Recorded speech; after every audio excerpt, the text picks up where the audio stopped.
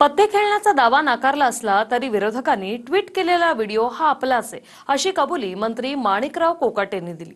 मात्र दुसरीकडे काही भाजपचेच मंत्री खुद्द कोकाटेंच्या स्पष्टीकरणानंतरही विश्वास ठेवायला तयार नाहीत। पाहूया काही प्रतिक्रिया।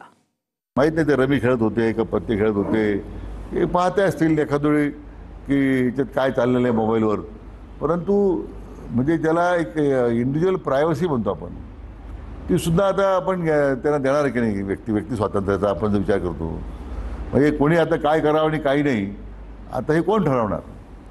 आता त्यांनी जो प्रकार केला असेल वस्तुस्थिती काय आहे त्याची मला वाटतं त्या संदर्भात स्वतः माणिकरावांनी खुलासा केलेला आहे, परंतु एकदम कन्क्लुजनला येणं की त्यांनी खरंच त्या बाबतीमध्ये रमी खेळत होते आणि पत्ते खेळत होते या बाबतीमध्ये त्यांना लगेच आरोपी ठरवणं चुकीचं आहे। कोणी सभागृहाच्या आत मोबाईल बघतो, आम्ही आमचे मोबाईल बघतो, आम्हाला जर काही इन्फॉर्मेशन पाहिजे असणार तर आम्ही गुगलच्या माध्यमातून काही चॅट जीपीटीच्या माध्यमातून आम्ही ती घेत असतो। आणि मला असं वाटतं तेच घेत होते त्यांच्या मोबाईल मध्ये त्याचा त्या प्रकारचा एक व्हिडिओ रेकॉर्ड करून त्यांच्या इथे काहीतरी एआयच्या माध्यमातून त्यांच्या फोन मध्ये तो जंगी रमी टाकून काहीतरी त्या नेत्यांना किंवा मंत्र्या कोकाटेंना बदनाम करण्याचं काम रोहित पवारच्या माध्यमातून होत असतात। हा एआयच्या माध्यमातून तयार झालेला हा फेक व्हिडिओ आहे। ते रोहित पवारने ट्विट केलं असं आम्ही ऐकलं। आता ते काय करत होते कारण मला ते काय मोबाईलमध्ये कळत नाही, परंतु लहान मुलं सारखं असे खेळ खेळत असतात। मला काय वाटलं की रमी म्हणजे जाऊन कोकाटे साहेब आमच्या कुठल्या क्लबमध्ये बसलेत, तिथं काय खेळ आहेत, नोटाची बंडलं समोर आहेत असं आहे, आणि आपण प्रसारमाध्यमांनी चालू केलं का काय। पण मी जाऊन बघितलं तर ते मोबाईलवर काहीतरी करतायत काम तहकूब झाल्यावर।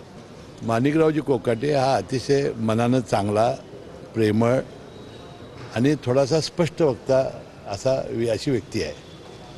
मला वाटतं जवळजवळ 4 टर्म त्यांचे आहेत ते माझ्यावर आहेत। आदरणीय कृषी मंत्री कोकाटे साहेब माझ्या पुढेच बसतात, विधानसभेमध्ये बाकावर पुढच्याच बाकावर बसत असतात आणि तसा काही प्रकार नाही। बघा एआयच्या माध्यमातून आपण बघितलं कुणी इतकं तंत्रज्ञान पुढे गेलेलं आहे की काही एआयच्या माध्यमातून करू शकतात आणि विरोधकाला काहीतरी विषय हवा असतो। आणि बघा आपण मोबाईल उघडल्यानंतर बरेच काही गोष्टी त्या स्क्रीनवरती येत असतात।